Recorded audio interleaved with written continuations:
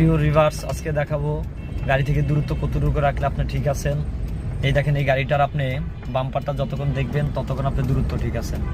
পিছনের চাকার একটা অংশ আপনাকে দেখতে হবে, যেমন আপনি দেখতেছেন ওর কি দেখুন, আপনি ব্রেক লাইট দেখতেছেন নাম্বার প্লেট, তার মানে আপনার দূরত্ব নেই। এখন আপনার ধাক্কা লাগার সম্ভাবনা 50%। এই যে একটা গাড়ি ঢুকছে, আপনাকে স্লো করে গাড়িটাকে ঢুকতে দিতে হবে। আপনি দূরত্ব গ্যাপ হয়ে গেছে, চালিয়ে গিয়ে আপনি দূরত্ব এভাবে বাড়াতে পারবেন। মেজরিটি দূরত্ব হলো চাকার নিচের অংশ দেখবেন ক্লিয়ার। যেমন আপনার গাড়ির বনাটের আপনার স্টার্টিং থেকে গাড়ির বনাট আরও 3.5 হাত আছে।